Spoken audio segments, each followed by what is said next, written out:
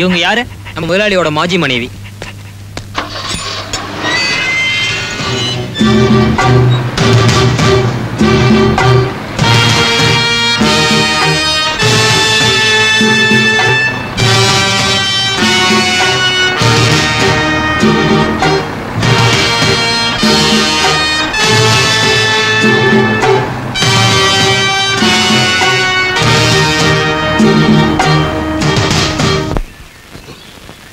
அம்மா வணக்கம்மா. ஐயா மாடியில் இருக்காரு.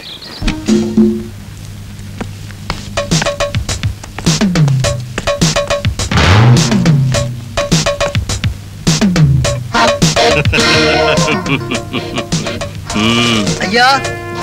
எஸ். பைரவி அம்மா உங்களை பார்க்க வந்திருக்காங்க.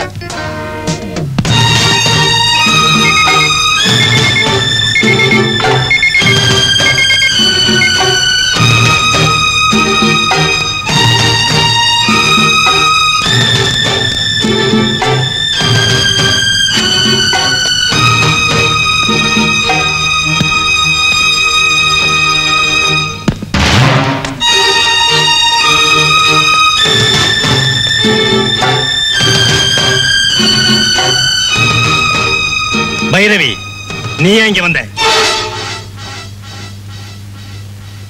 எங்க அண்ணனை பத்தி போலீஸ்ல கம்ப்ளைண்ட் கொடுத்து அவரை ஜெயிலுக்கு அனுப்பிட்டேன். அந்த கேஸ நீ வாபஸ் வாங்கிக்கணும். முடியாது. உங்க அண்ணன் என்ன கத்தியால குத்தி கொலை செய்ய வந்தான். நான் நினைச்சிருந்தா அப்பவே அந்த நாயை சுட்டு கொன்னு இருப்பேன். அப்படி செய்யாம சட்டப்படி செய்ய வேண்டியதை செஞ்சு நான் ஒரு பெரிய மனுஷனா நடந்துகிட்டேன். நீ எப்படிப்பட்ட பெரிய மனுஷன்னு எனக்கு தானே தெரியும். நான் பெரிய பணக்காரின்னு தெரிஞ்சுக்கிட்டு என்ன காதலிக்கிற மாதிரி நடிச்சு என் சொத்துக்களையும் ஏராளமான நகைகளையும் பறிச்சுக்கிட்டு என்ன துரத்தி அடிச்சிட்டேன். பிச்சைக்காரனா இருந்த நீ கோடீஸ்வரனா மாறிட்ட.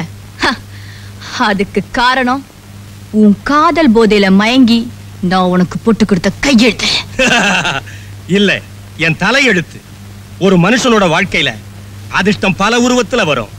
என் வாழ்க்கையில அது உன் உருவத்துல வந்துடுச்சு. அத பார்த்து உங்க அண்ணனால பொறுத்துக்க முடியல. அப்படி இல்ல, நீ என்னை ஏமாத்தினதை பொறுத்துக்க முடியாம தான் என் அண்ணன் உன்னை பழி வாங்க வந்தாரு. அதுக்கு தான் அவனுக்கு தகுந்த தண்டனை கிடைச்சிருக்கு. அது முடிஞ்சு அவர் வெளியில வரத்தான் போறாரு. வரட்டும். அண்ணனுக்கும் தங்கைக்கும் துணிச்சல் இருந்தா என்கிட்ட இருக்கிற உங்க பொருளை நீங்க எடுத்துக்கலாம். அது வரைக்கும் உன் சாப்பாட்டு செலவுக்கு ஏதாவது தேவைன்னா நீ வந்து என்கிட்ட வாங்கிக்க. நான் பிச்சைக்காரி இல்லடா, பிச்சைக்கார நாயே. கத்தாத. மதன், இந்த கண்ணாடி மாதிரி உன் கௌரவத்தையும் நொறுக்கி என் சொத்துக்களை நான் அடையல. நான் பைரவி இல்லடா.